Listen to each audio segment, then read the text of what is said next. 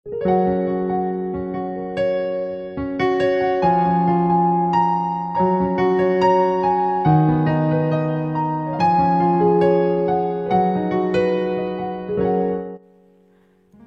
saudara-saudari yang dikasihi Tuhan.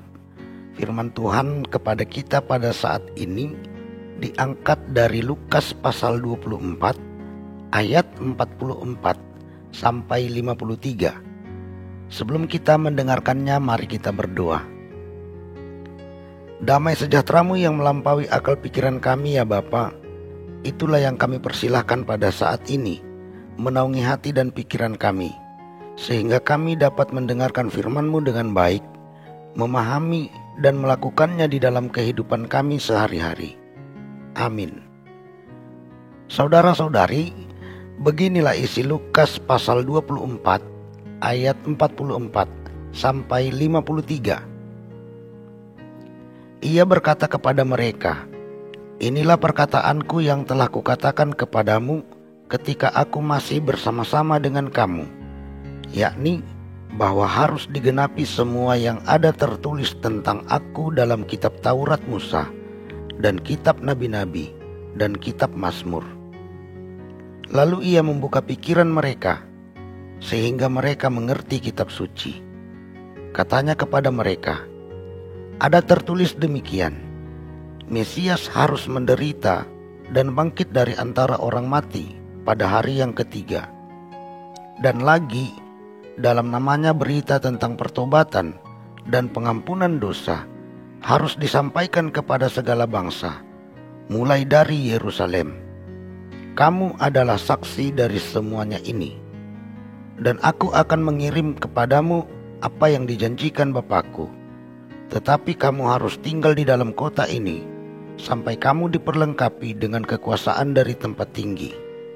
Lalu Yesus membawa mereka keluar kota sampai dekat Betania. Di situ ia mengangkat tangannya dan memberkati mereka. Dan ketika ia sedang memberkati mereka, ia berpisah dari mereka dan terangkat ke sorga. Mereka sujud menyembah kepadanya. Lalu mereka pulang ke Yerusalem dengan sangat bersukacita. Mereka senantiasa berada di dalam bait Allah dan memuliakan Allah. Amin. Saudara-saudari, firman Tuhan ini bertema latar belakang hidup yang bersukacita. Saudara-saudari yang dikasihi Tuhan, pada umumnya setiap perpisahan akan selalu diwarnai dengan kesedihan. Apalagi kalau perpisahan itu adalah perpisahan untuk selama-lamanya. Siapapun kita, setinggi apapun jabatan, ilmu dan gelar kita, kita pasti akan merasakan kesedihan apabila kita berpisah dengan orang yang kita kasihi.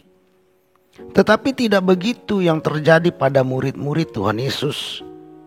Ketika mereka berpisah dengan Tuhan Yesus, oleh karena Tuhan Yesus terangkat atau naik ke sorga, mereka justru bersukacita. Mereka selalu di dalam bait Allah dan memuliakan Allah. Mengapa hal ini bisa terjadi, saudara-saudari? Apakah yang menjadi latar belakangnya?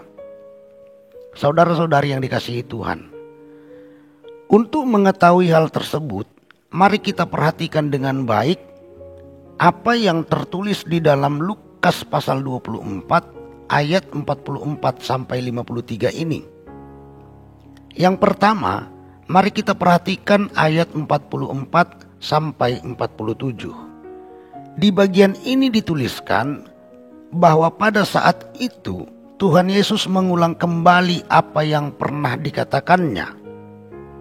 Ia membuka pikiran murid-muridnya dengan menerangkan nubuat-nubuat tentang dirinya, baik yang tertulis di dalam kitab Taurat Musa, kitab Nabi-Nabi, dan kitab Mazmur, sehingga para murid tersebut mengerti isi kitab suci dan mengenal Tuhan Yesus dengan benar.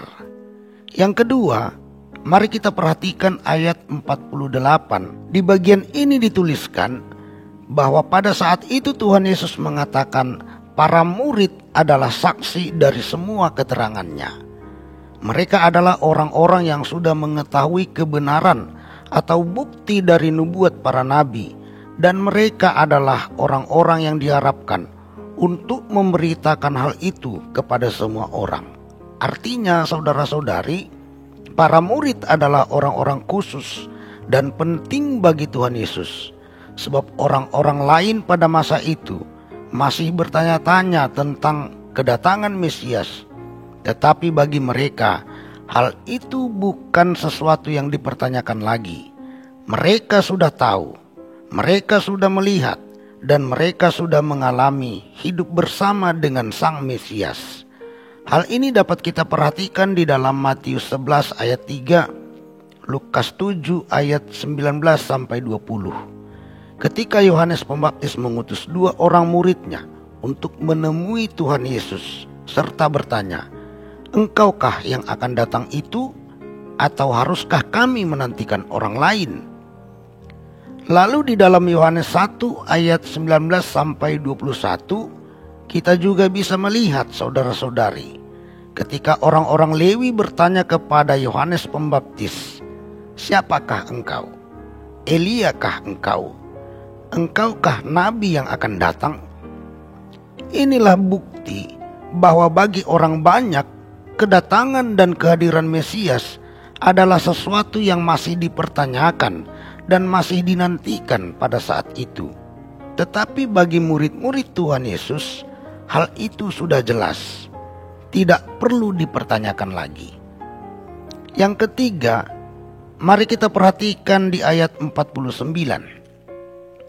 Di ayat itu dituliskan bahwa Tuhan Yesus akan mengirimkan Roh Kudus kepada para murid, sehingga mereka akan tetap merasakan penyertaan Tuhan Yesus dan mereka akan diperlengkapi dengan kekuasaan dari tempat tinggi. Dan yang keempat, saudara-saudari, mari kita perhatikan ayat 50 sampai 51.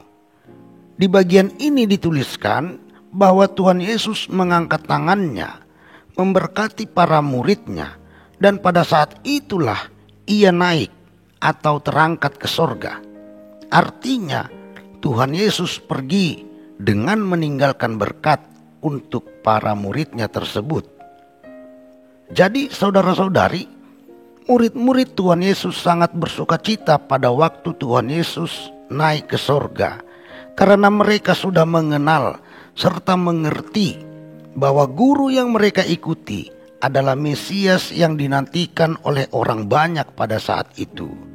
Itu yang pertama. Yang kedua, karena mereka sudah memahami bahwa mereka adalah orang-orang yang spesial bagi Tuhan, sehingga mereka dijadikan sebagai saksi. Yang ketiga, karena mereka akan diperlengkapi oleh Roh Kudus dengan kekuasaan dari tempat tinggi. Dan yang keempat, karena mereka sudah diberkati oleh Tuhan Yesus. Sukacita itulah yang membuat mereka selalu bersekutu di dalam bait Allah dan memuliakan Allah. Saudara-saudari yang dikasihi Tuhan, sebagai murid-murid Tuhan Yesus pada masa kini, tentu kita juga ingin mengalami sukacita seperti yang dialami oleh para murid-murid Tuhan Yesus pada waktu itu. Jika kita menginginkan sukacita itu, maka marilah kita ingat serta lakukan apa yang difirmankan Tuhan kepada kita melalui perikop ini. Saudara-saudari, firman Tuhan ini mengatakan bahwa kitab suci yang ada pada kita, yaitu Alkitab, adalah tulisan-tulisan yang bermanfaat untuk semua orang. Di dalamnya ada firman dan nubuat dari Tuhan. Kalau seseorang membaca serta mempelajarinya dengan mengharapkan pertolongan Tuhan, maka pikiran orang itu pasti akan terbuka, sehingga ia semakin mengenal Tuhan, kuasa dan perbuatannya. Karena itu saudara-saudari, baca serta pelajarilah isi Alkitab dengan mengharapkan pertolongan Tuhan, supaya kita semakin mengenal Tuhan, semakin mengerti tentang kuasa maupun tentang perbuatannya. Itu yang pertama. Yang kedua, firman Tuhan ini juga mengatakan bahwa murid-murid Tuhan Yesus adalah orang-orang yang spesial bagi Tuhan. Kepada mereka, Tuhan Yesus menyatakan hal-hal yang belum diketahui oleh orang banyak pada saat itu, khususnya tentang kedatangan Mesias. Kepada mereka, Tuhan Yesus menjanjikan penyertaan yang pasti melalui Roh Kudus. Dan kepada mereka juga, Tuhan Yesus mengangkat tangan untuk memberikan berkat-Nya. Saudara-saudari, ketika kita menjadi pengikut Kristus atau Kristen, sesungguhnya kita sudah menjadi orang-orang yang spesial bagi Tuhan. Amin. Kepada kita, Tuhan sudah menyatakan hal-hal yang luar biasa. Bahkan selalu, Tuhan selalu menyertai kita melalui Roh Kudus-Nya. Dan Tuhan juga selalu memberkati kita dengan berbagai macam hal di dalam kehidupan kita ini. Semua itu dilakukan Tuhan kepada kita karena Dia sudah mengkhususkan kita dan Dia ingin menjadikan kita sebagai saksinya. Karena itu saudara-saudari, percayalah akan hal ini. Ikutilah Tuhan dengan setia dan bersaksilah tentang Tuhan kepada semua orang. Saudara-saudari yang dikasihi Tuhan, jika kita mengingat serta melakukan firman ini di dalam kehidupan kita sehari-hari, maka dapatilah sukacita yang datangnya dari Tuhan pasti akan mengisi segala aspek kehidupan kita.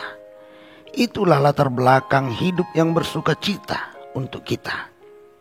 Lalu apabila kita sudah mengalami sukacita itu, baiklah kita beribadah kepada Tuhan di dalam bait-Nya yang kudus, bersyukur kepadanya dan tetap mempermuliakannya. Amin. Kita berdoa. Terima kasih Bapa, karena firman-Mu sudah kami dengar serta kami renungkan. Ajari kami selalu untuk mengertinya dengan baik dan melaksanakannya di dalam kehidupan kami sehari-hari. Amin. Shalom kepada kita semua.